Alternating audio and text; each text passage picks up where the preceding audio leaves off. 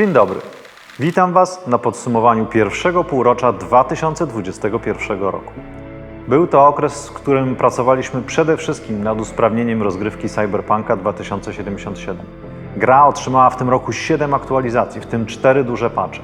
Efektem naszych starań był powrót Cyberpunka do PlayStation Store w czerwcu. Równolegle, poza kolejnymi aktualizacjami, pracujemy także nad innymi projektami, w tym nad dedykowanymi na konsolę nowej generacji wersjami Cyberpunka i Wiedźmina 3 oraz nad pierwszym dodatkiem dla Cyberpunka. Na koniec marca przedstawiliśmy aktualizację strategii naszego rozwoju. Chcemy usprawnić działalność studia grupy poprzez jego transformację, która już trwa. Planujemy też dalej rozwijać posiadane marki, w tym w ramach nowych mediów i formatów. Stawiamy także na rozwój w obszarze technologii, czego pierwszym efektem jest zakup w lipcu kanadyjskiego studia Digitalscapes.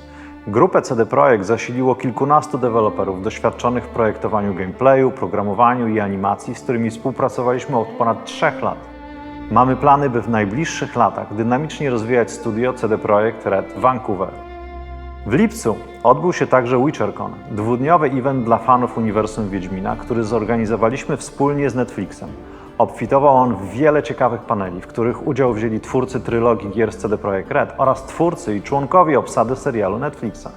Podczas WitcherConu, który był transmitowany na całym świecie przez portale Twitch i YouTube, ogłosiliśmy, że edycja gry Wiedźmin 3, wykorzystująca dodatkową moc konsol nowej generacji, będzie zawierała wyjątkowe przedmioty inspirowane serialem Netflixa. A także zapowiedzieliśmy stworzony w japońskiej stylistyce komiks Wiedźmin Ronin. W drugiej połowie lipca swoją premierę miał stworzony przez należący do grupy CD Projekt Studio Spoko Wiedźmin Pogromca Potworów. Lokalizacyjna gra mobilna wykorzystująca technologię rozszerzonej rzeczywistości. Gracze korzystający z urządzeń z systemem iOS i Android mogą stanąć do walki z ponad 100 potworów z wiedźmińskiego świata. Premiera gry spotkała się z pozytywnym odbiorem społeczności graczy. Przechodząc do wyników finansowych, w pierwszym półroczu tego roku skonsolidowane przychody ze sprzedaży przekroczyły 470 milionów złotych, do czego w głównej mierze przyczyniła się cyfrowa sprzedaż Cyberpunka i Wiedźmina 3. Zysk netto grupy wyniósł w omawianym okresie 105 milionów złotych. Niższa niż zwykle rentowność netto grupy to efekt m.in. naszego zaangażowania w pracę nad aktualizacjami do Cyberpunka, których koszty są ujmowane w bieżącym okresie, oraz amortyzacji wcześniejszych nakładów związanych ze stworzeniem gry.